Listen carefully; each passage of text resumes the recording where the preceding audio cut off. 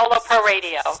This is Jackie B. Peterson, your host today on this great program that we get to do once a week, talking to solo entrepreneurs.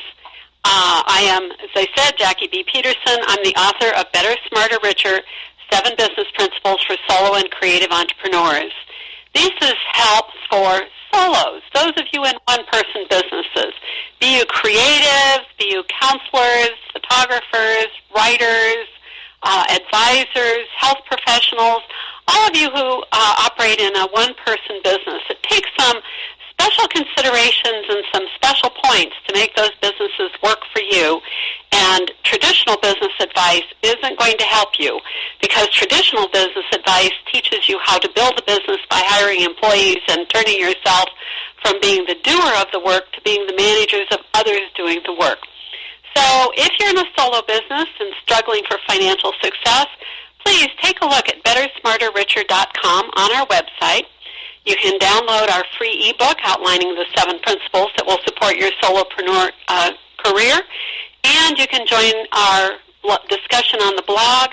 Also join our newsletter, which will give you advice and information on a regular basis. And if you're interested in participating in one of our study groups, we do them in person at Portland Community College on a regular basis. But you can also buy the course online at www.opensesame.com. Really will help you get through the book, which is a fill-in-the-blanks workbook, and change the thinking that is keeping you from having the financial success that you want and deserve. Today, we're going to have a conversation with Linda Ross Swanson. Linda is an author, speaker, workshop presenter, and grief counselor whose specialty is helping people capture their life insights, wisdom, values, beliefs, and blessings in the form of a legacy letter. We call her the Wisdom Weaver. She teaches people how to write these powerful letters that help us ask and answer important questions like, what have you learned in life so far? What got you through the tough times? What kind of epiphanies have you had? Who has mentored and informed your life? Great questions and a great process. Linda makes sure we know how to capture our own histories of our lives, because histories and our lives matter. I'm going to enjoy this conversation with Linda today. Linda, welcome. Thank you. Thanks for inviting me. Oh, I'm so glad you can be here. You've moved your career along. We talked with you about a year ago, and I know you've moved your career along on your path, and we love it that you're the Wisdom Weaver. What a wonderful thing to talk with people. Do you tell people that yourself? Yes, I do. But it's that's fabulous. To own it, and now it just seems really natural. Oh, good. So you're using that as your UVP, unique value proposition. Yeah. I'll bet you get a lot of conversations started that way. Yeah, they say, well, what is that exactly, So which is exactly what you want. Exactly. You want people to ask questions, and I think it's so important for all of us to be curious all through our lives. So one of my mentors told me, stay curious, and I think if you lead with something that inspires curiosity, it's going to help you along. Oh, it does. It does. So talk about what you're doing, Linda. What's a legacy letter, and how does tradition get started? Actually, a legacy letter is just what you said it is. It's a letter.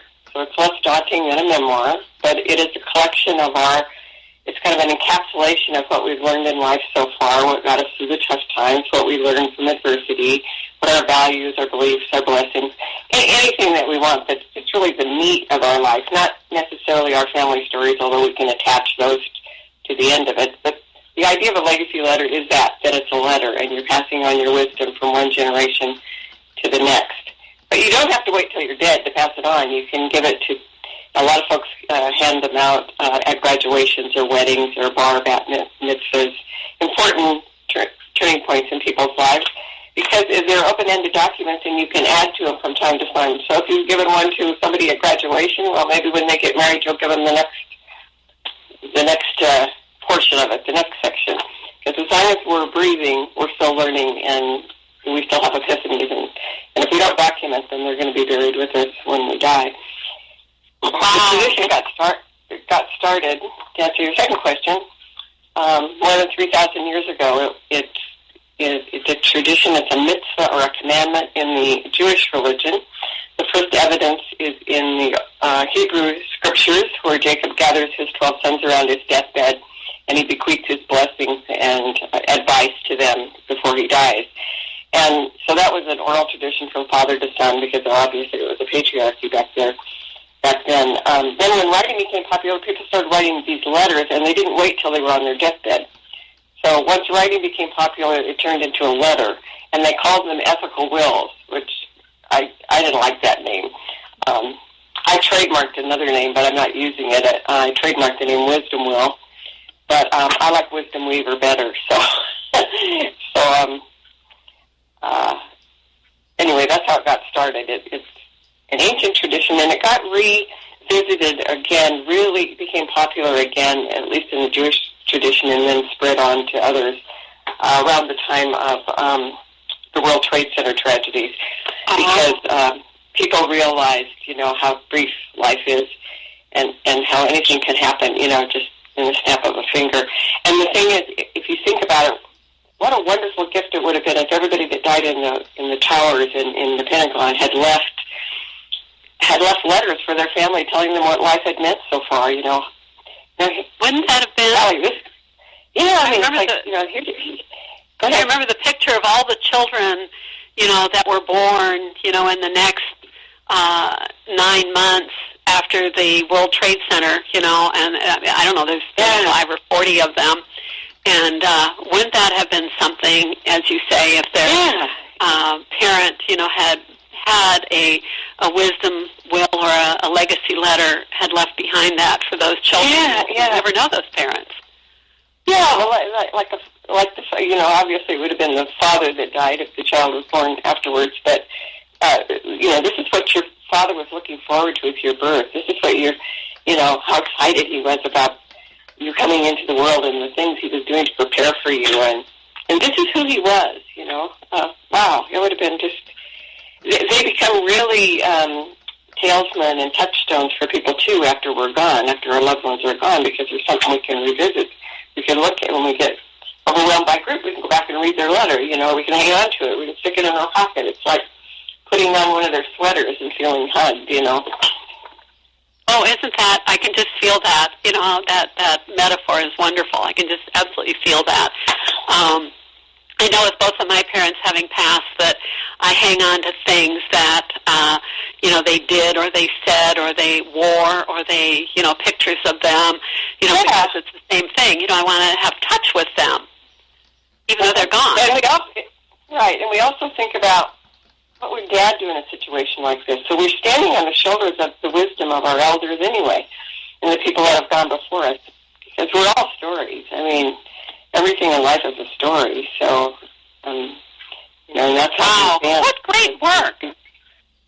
Yeah. This is absolutely fabulous work, Linda. You must love every minute of it. So, what brought you to be doing this kind of work? In your book, you wrote a book, Wisdom from Under the Bridge. Talk about that and your experience and how this all came together as wisdom wills. Well, I've always been a writer. I started writing when I was about 16, started publishing probably 17, 18 in poetry magazines. I started with poetry. But I always wanted to write a book. And I had written my memoir, or at least a collection of family stories, so my kids really don't want a legacy letter. Their shelves are full of my writing. They'll probably get one anyway because, I'm prolific. But anyway, I got interested in death, dying, and bereavement in the early days of Kubler-Ross, and so my career was kind of going around that direction in grief and loss. In 2005, I decided that maybe I wanted to be a chaplain, and I found out that I needed 18 theology credits in order to become certified through that program. So I went to Marylhurst, and the director of the religious ed department said, "Oh, Linda, it'd be just a small leap for you to get your master's in applied theology." So, believe me, I signed up for this three-year master's program, and actually it was one of the richest experiences I ever had. It was a program at Marylhurst that I study all the major religions of the world. And one of the assignments in the class at one particular time was to present a tradition from one of the major religions. And I came across the Jewish tradition of the ethical will. And I had been doing hospice work at the time, volunteering, and I'd been recording people anyway, because, we start to review our life probably around the age of 35 or 40, or if we've had a death, and sometimes our mortality set our faith, and we start asking ourselves questions like, does my life have meaning? Have I made a contribution? Have I made my mark? What kind of a legacy am I going to leave? Well, people when they're dying all do this, just naturally. So I was recording people anyway. So when I came across the Jewish tradition of the ethical will, which was a simplified version of this, it was just a letter, I got real excited. And before I even graduated, I told my professors, I'm going to write a book, and I'm going to go to a population that I think has had the worst adversity, because that's how we learn. We get to gain the most wisdom from adversity. So the population I thought that had suffered the most were people who had lived on the streets, were alcoholics and addicts, and who somehow had found their way back. And, of course, as you know, that's my family of origin. Anyway, I'm a recovering alcoholic of 26 years and had brothers that were alcoholic, and both of them lived on the streets for most of their adult lives, and my mother was mentally ill. So that whole population really is my tribe anyway. So those are the people I interviewed for the book. Wow. And they trusted you to talk to you. Well, it's pretty easy if you say, hi, my name is Linda. I'm an alcoholic. Hi, Linda, I'm an alcoholic. And my name is Linda, I'm an alcoholic, and I have a brother that lives in the Mark Hatfield, which is an SRO, a single-room occupancy hotel where a lot of recovering people live in those. Okay. Low-income hotels downtown. So when they found out I have a brother that lives in an SRO and that I'm a recovering alcoholic, they just, it's like going to an AA meeting, and everybody just opens up when they know you're in the same club. Yeah. So it wasn't difficult at all. The hard part was getting them to stop talking.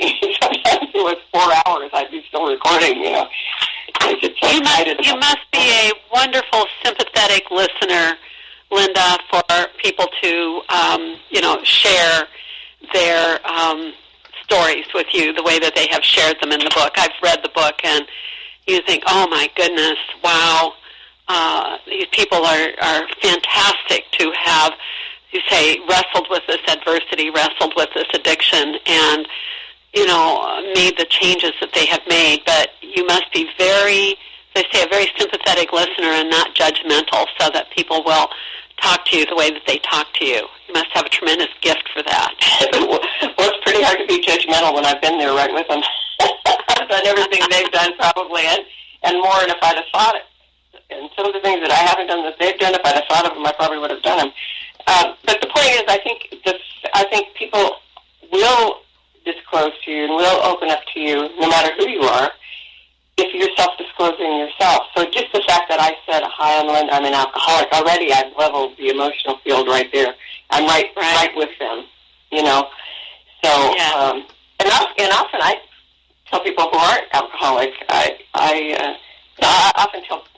tell probably everybody that I ever meet that I'm a recovering person, and that kind of just opens the door. At some point in the conversations or in my relationship with them, they all know that I'm recovering. I don't keep it a secret.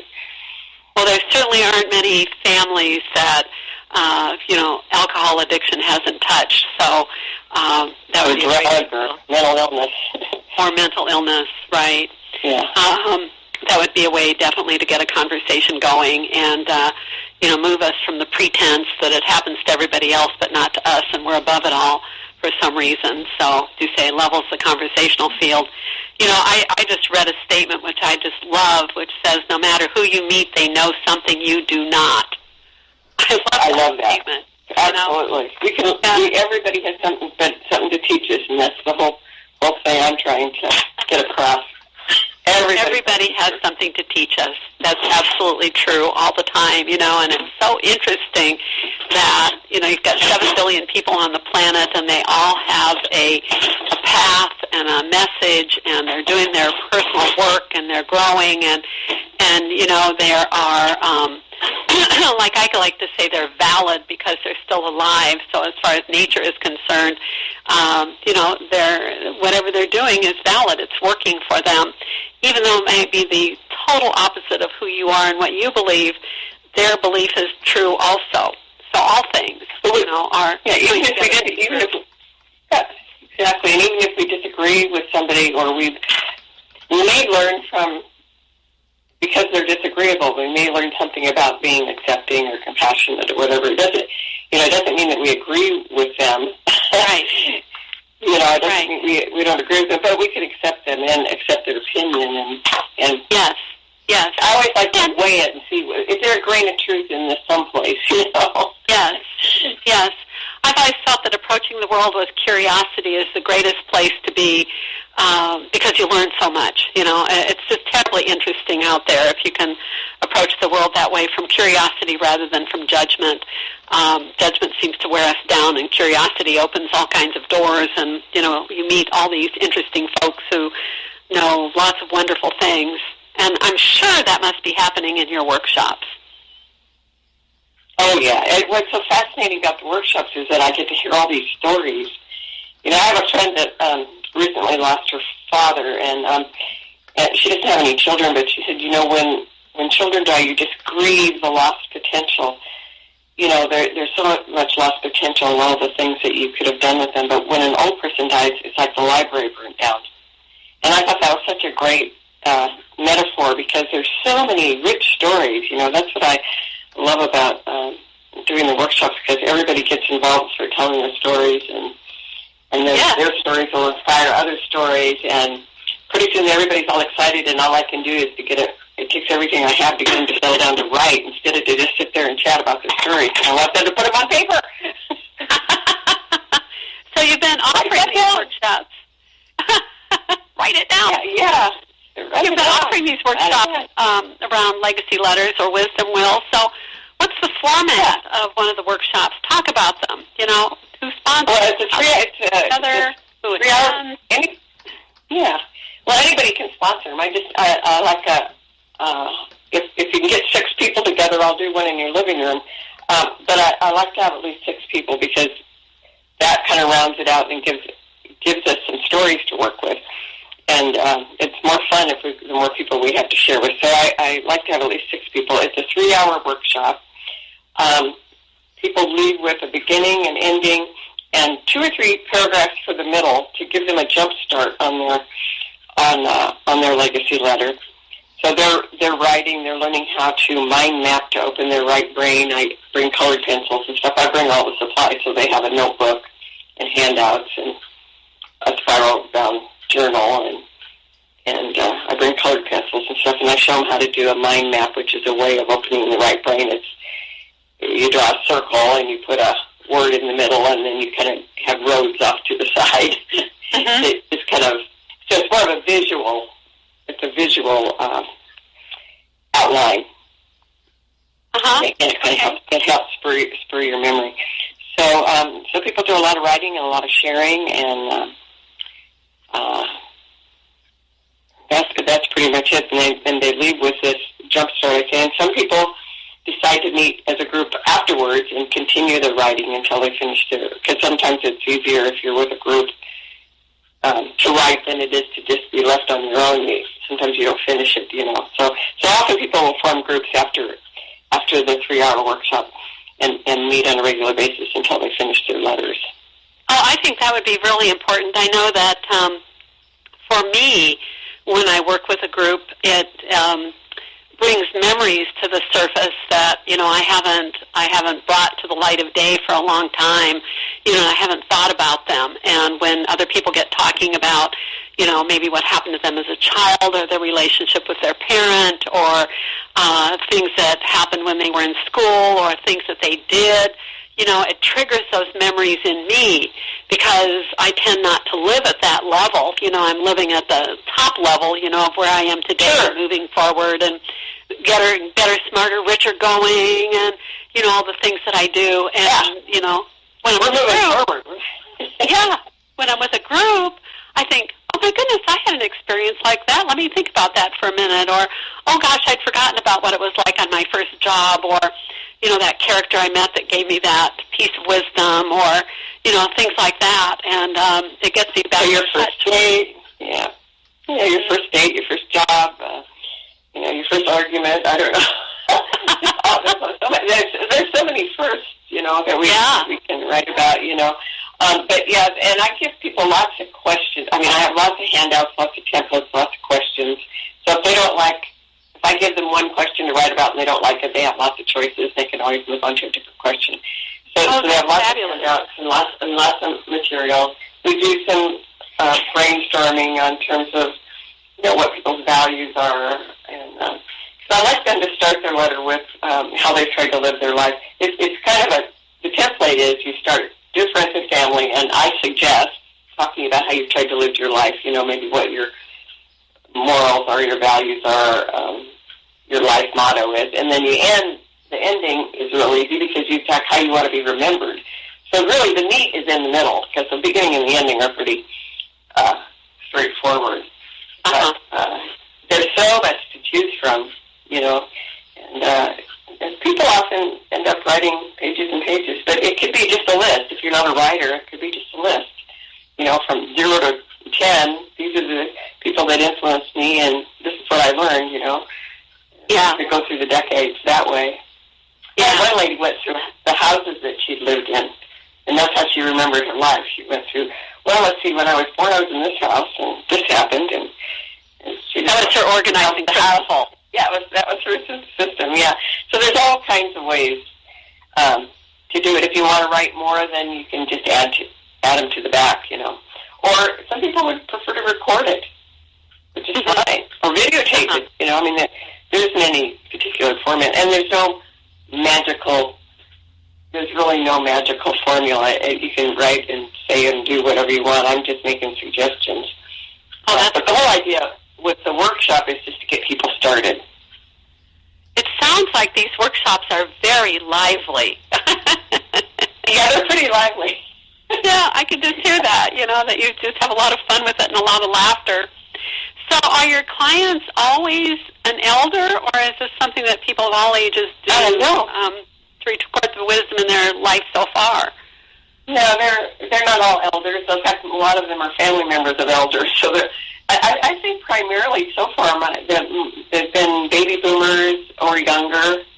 I've had a few elders, but the whole idea is teaching the people that have elderly parents is that they can go and interview. Once they learn how to do it, they can go interview their parents and get it documented before they die or before they lose their memories. Or so many people, end up with dementia or limited memory, and you want to capture their wisdom before it's too late, Yeah. So, and get started on your own, I'd like to see grade school kids jotting down things they learned from the time they were little kids, I have a little list of kind of little jokes that people, the wisdom of children, one of those little lists, and one of them is so that we know that children have lots of wisdom too. Like, for instance, you don't give your little brother a tomato to hold, or have your dog watch your lunch, or don't let your mother don't let your mother brush her hair after she's had a fight with your dad.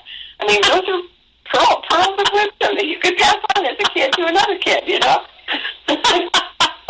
Those are great, because we don't think they're observing all that stuff. And, of course, they're the quintessential observers because they're learning everything, Everything. After a while, what we when we're older, what we do is we've got our own base of lifetime learnings that we are just operating from automatically, and we don't articulate it anymore.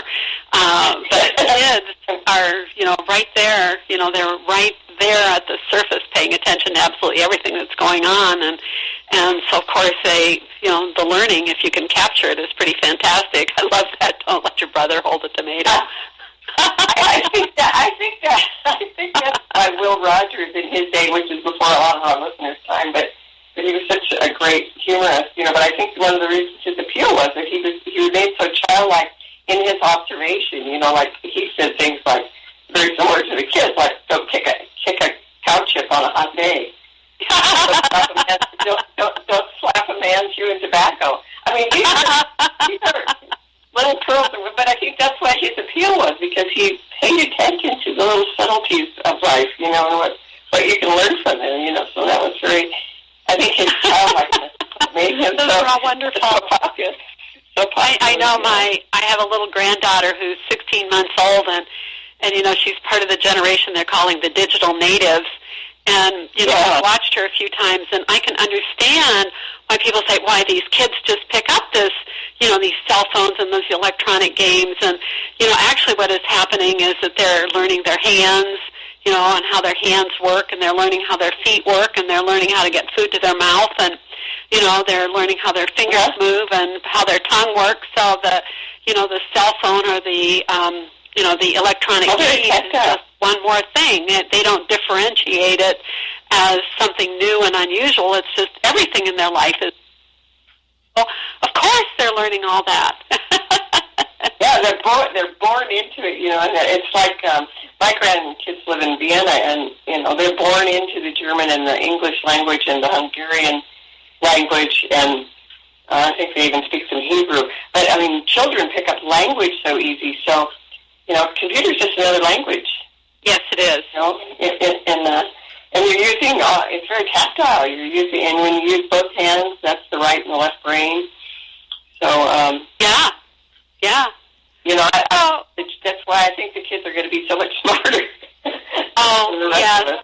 Well, especially, Linda, I think you're onto something, especially if you can help them articulate the wisdom that they have learned, because I know in business coaching that many times we go through experiences and maybe they turned out great and we had a great experience, or maybe they didn't turn out so great and we hope to get rid of that experience, but we don't stop and do the learning, and we don't stop and say, okay, what was it about this, this workshop or this book review or this radio show that went well, and how do I make sure we do it all the time, and what about this event, whatever it was, did not go well, and how can I make sure I don't do it again?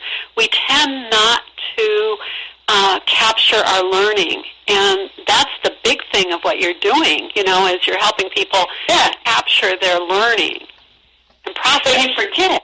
You don't realize how much you forget. I'm working on a new book now, but actually I wrote the book like 14 years ago, and I thought, my goodness, I was wise. Oh, isn't that great? I didn't remember having the stuff. Oh, wow.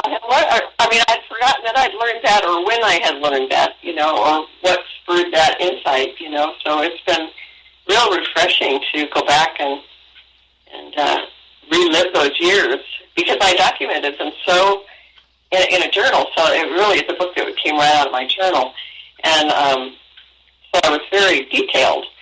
It's a journey of my girlfriend. She was dying of lymphoma, and it's my journey of walking with her, along with vignettes of my hospice patients. And so, I learned so much from the dying that I've forgotten where I learned a lot of that. That's fantastic. But I have it in writing, so it's saved. Oh, that's even better, isn't it? I can go back and revisit it, So that's great. That's so great. So, with the Legacy Letter workshops, are the attendees for the most part just thrilled that they've completed their letter or working on their letter? And I mean, what's their experience with the whole thing? Are they seem to be really excited. The feedback I get, or people are just so excited that, finally, this is going to get me started. I've been wanting to do this for a long time, but I just look at it and it looks like it's so huge, but you've made it manageable because it's just a letter, and you've given us these templates, so we can write as much or as little as we want. And the thing is, if you limit it, then people want to write more. If you put these little parameters on it, they have more to say than that. But, it makes it doable. Yeah, I think that's been the whole thing that people have told me that, I've been wanting to do this for so long, and, you've given me the tools to actually make it happen. Wow. So, do you help them? And that thrills me. Of course it does. Do you help them share them with their family? I mean, do you give them some tips and ideas, or, Well, my I tell them to make as many,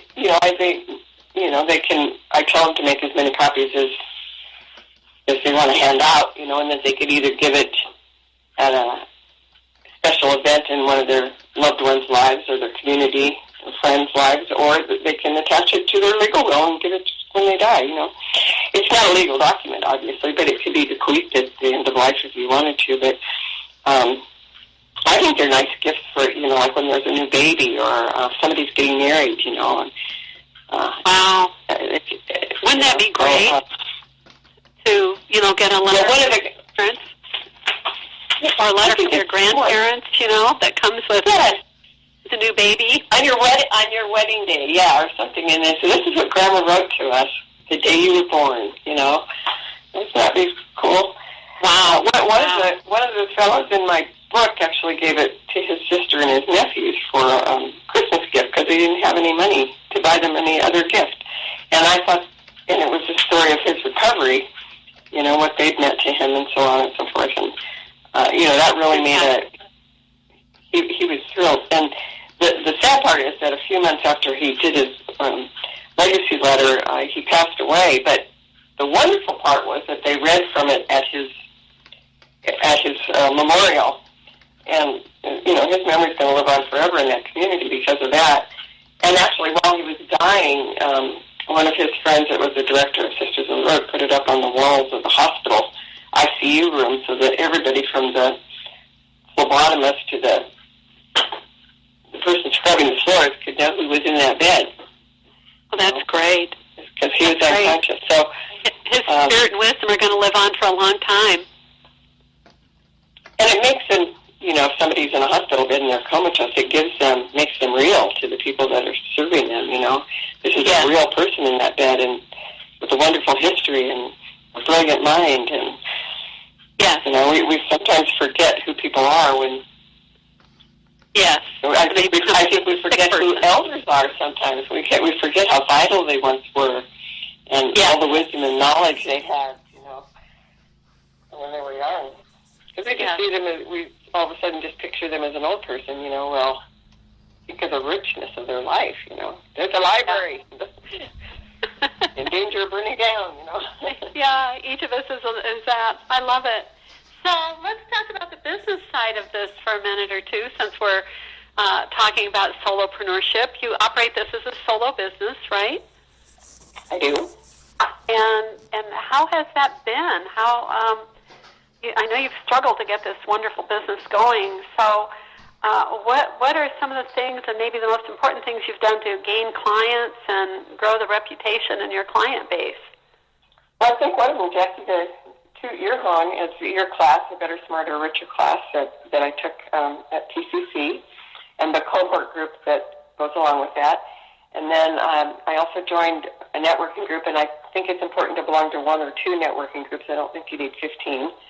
But I've joined eWomen's Network, and they've given me some leads, and the people in the cohort for Better, Smarter, Richer really helped me fine-tune my website and gave me my tagline. They didn't give me the Wisdom Weaver title. I came up with that, but some of the folks helped me gear away from the death, dying, or bereavement to focus more on celebrating life, which I think was really good advice. Fought it for a long time, but finally saw, I really wasn't making any money in the other direction. So, it's that insanity thing where you keep doing it over and over again and expecting different results. So I thought, well, that isn't working for you, Linda. Maybe you should listen to them. And there was my epiphany. There's an epiphany right there, If it's not working, try something else. There's an epiphany right there. I know. Sometimes we just don't see the obvious. So I started marketing. I did a workshop for Central City Concern because they do a lot of work with the alcoholics and the addicts in town, and I did it for their staff. And the church that I wrote about in the book, they're going to be sponsoring a big event for me, probably in the fall. They finally discovered me after a year and a half. And it turns out the pastor there at St. Andre's, the little church that I talked about, he was one of the founders of the DePaul Center, so he has a real heart for recovering folks, and which are featured in my book, so that made him well interested. But he he also likes the whole idea of saving our wisdom.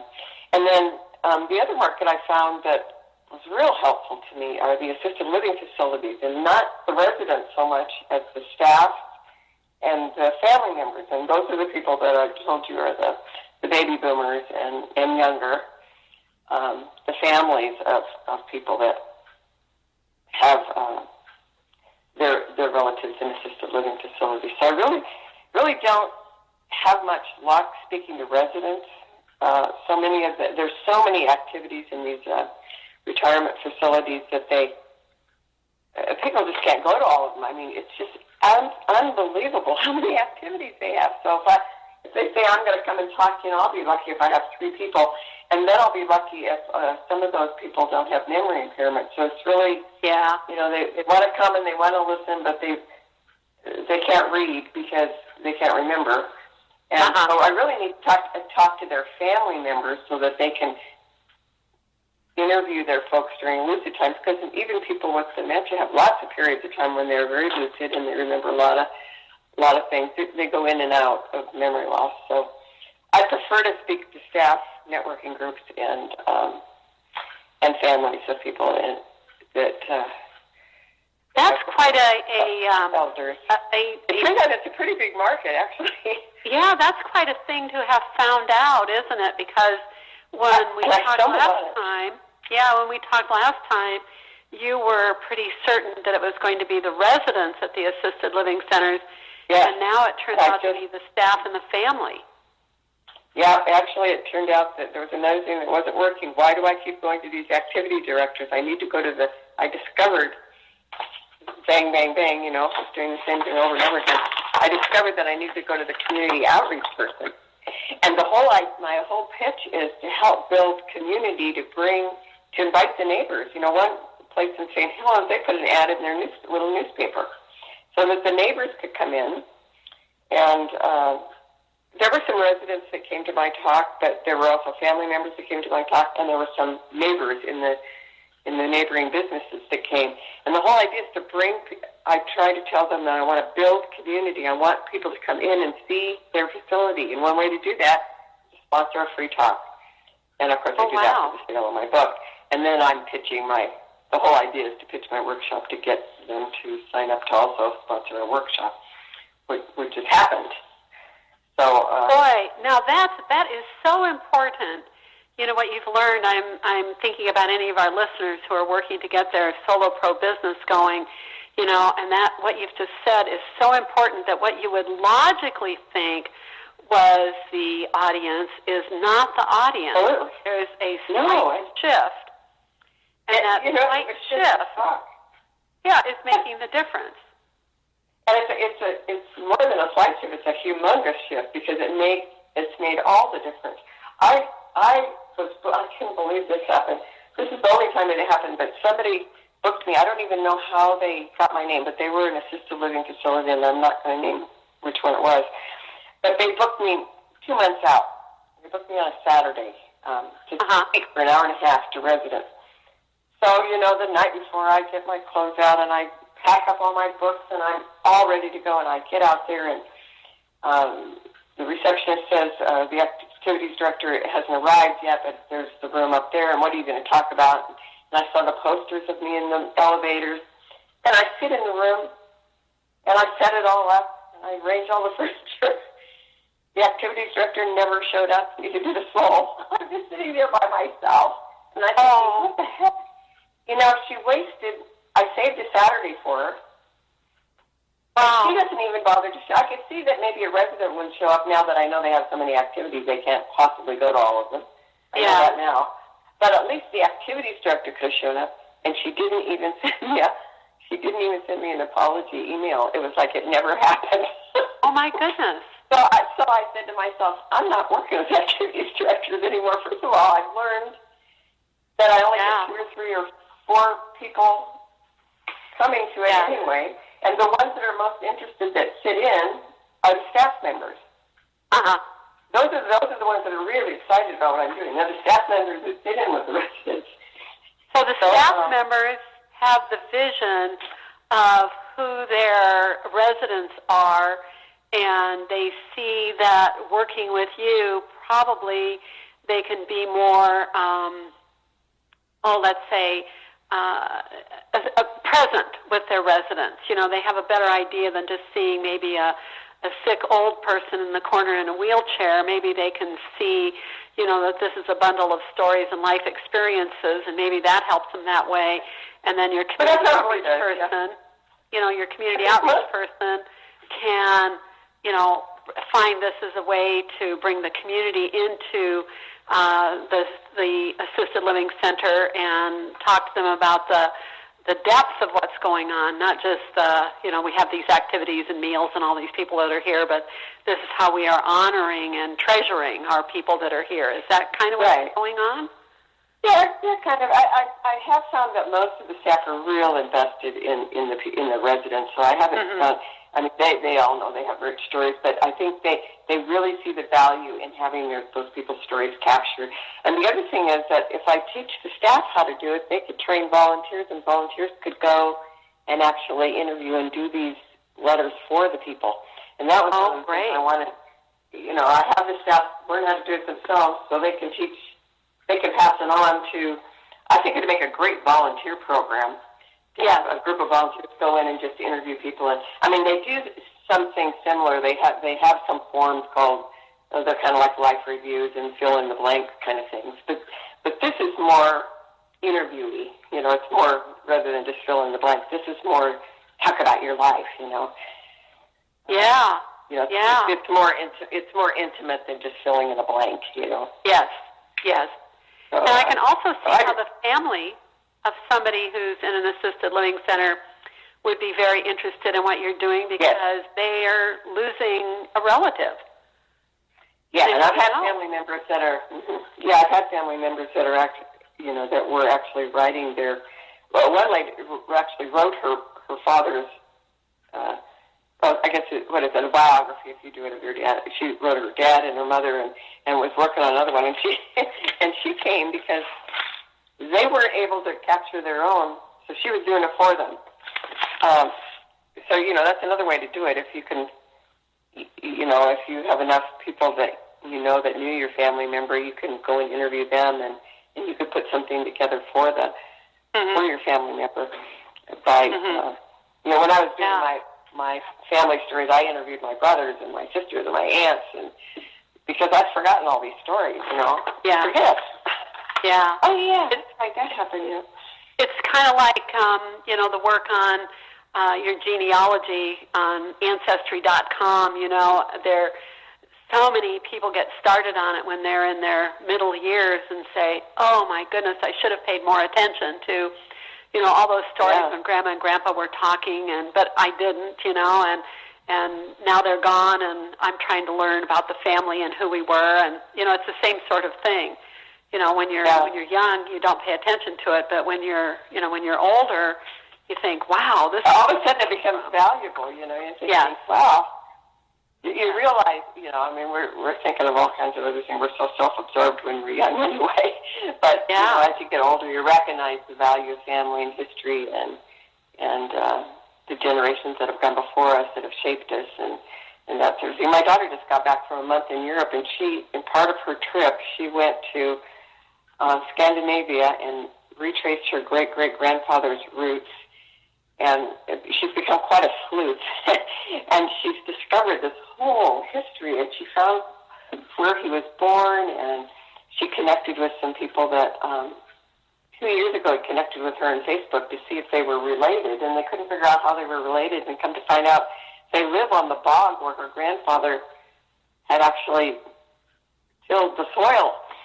And so they ended up being related after all. Wow. That up. But I think she's got a book there. I mean, it's just what she has uncovered just by traveling and driving around in those areas and finding all these your tail relatives. That's wonderful. It's going to probably be a lovely book, but not all of us can afford to go, you know, like that show, what is that celebrity show? Who do you think you are? Oh, right. Fascinating. I love that show. Well, that's kind of what Lana did with her travel. She went back and is collecting. They had quite a genealogy already, but she actually went to the places and found where her grandfather was born and baptized. And yes, the village. I did that. I did that several years ago, and actually got a copy of the baptismal certificate for my great-grandfather up in Montreal. It was pretty exciting. I understand that. So you're Canadian. You're French. French Canadian. Yeah. Yeah, it was pretty Excellent. wonderful. Good for you. Yeah. That's quite a wonderful journey to take as well. Oh, it's a wonderful journey. It's a wonderful journey. So when you're talking to other solos who are working to get their businesses up and running, what advice do you give them? Well, I always pitch your class, but oh, well, thanks. Which is a good thing. I always pitch your class, but I really think it took me. My daughter had taken one of your classes before, Lana, and finally she just sat me down at dinner one night and said, "Mom, what are you doing? you need to be doing your work, your life work. Why are you messing around doing all this other stuff?" She said, "Call Jackie Babicki." So I said, "Okay, I'm ready. I'll do whatever Jackie says to do." So that's when I signed up for your class. And then the cohort came from that. And then but I tell people, take a class on small business development. Yeah. Join some networking groups. You have to be out there. You have to be visible. And if you're just sitting in your room looking, for a long time, I just sat here and looked at my computer and was afraid to even make a friggin' phone call. And I started working for on the side, just a little side job for a magazine that I write for. I started selling ads for them, and what that did was it got me so used to doing these cold calls that I would just spend an hour in the morning calling for myself, for my own business. It would just write the rhythm of things. It got me in the rhythm of making these phone calls. Yeah. Because that's what I was doing for the magazine. Well, it's altogether different when you're working for yourself. You can do it for magazine, but pitching yourself. But it became easy the more I did it. Yes. Yes. And if you start thinking of yourself as a business, you're not. I'm not selling Linda. I'm selling the whole idea, the concept of saving your wisdom. That's what I'm selling. Yes, you are. And, yes. Oh, that's a so wonderful you think notice. Think in terms of product rather than yourself, because I think if we start thinking of ourselves, we become shy and inhibited and unworthy or whatever. We've got all that old programming about why we shouldn't do that. And, as you said, but if we think of ourselves as a business with a product, sell a friggin' product. Yes. So, Linda, have you considered using some of the e-tools, such as online classes or webinars, to reach more distant audiences? I'm just starting to do that, as you know. I've got 3 short classes that are going up on my website by the end of this week. I've got, my Better, Smarter, Richer course now is online. We're going to be adding some webinars. Have you thought about doing that? Yeah, I haven't. In fact, I met 2 people in my eWomen's network. One of them is a storyteller, and I don't know that you've interviewed her yet, but I can give you her name eventually. But she's a storyteller, but she's turned her business around so that she's teaching people how to tell the story of their business. Mm-hmm. Instead of going out and doing these seminars and acting out stories, she's teaching people how to be very animated and tell the story of their business. And then she's partnering with this guy who is a filmmaker, and he used to work in Hollywood and was involved with a lot of major productions in Hollywood. And he's videotapes people once they learn how to tell their story. So I'm thinking about maybe coming up with a project with him to do a video, and I'm thinking that maybe he could help me. And there's also some cohorts like Joelle from our group that Better, Smarter, Richer, that knows how to put these classes together. So as I gain more and more experience during the workshops and stuff, eventually I want to have that as an online class, as a one-time download, for people to take the class. And yes, there's lots of possibilities out there, Yes, the internet has changed everything for solos. Basically, geography does not matter.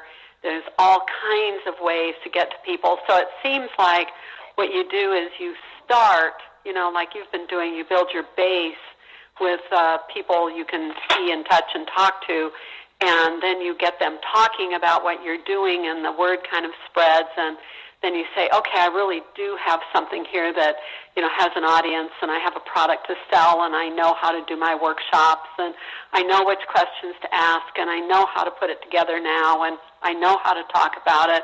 And then, you can spread out and begin to reach a wider audience. And, the Internet is just perfect for that, and there's all kinds of tools to do that. And, and the conference calls are great, too, and, radio. Mm-hmm. There's just so many possibilities, Right.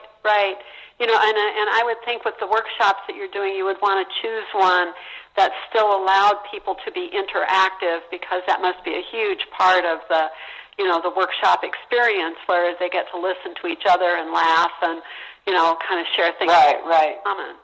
Yeah, and I've seen them before where you give them the question, you're doing it to a group buys it, for instance, would buy the seminar, a group would buy the seminar, and then it just stops. It stops while they're writing, and it gives them opportunity to share, and then they start it up again, But once they finish, then you just go back to the seminar for the next piece.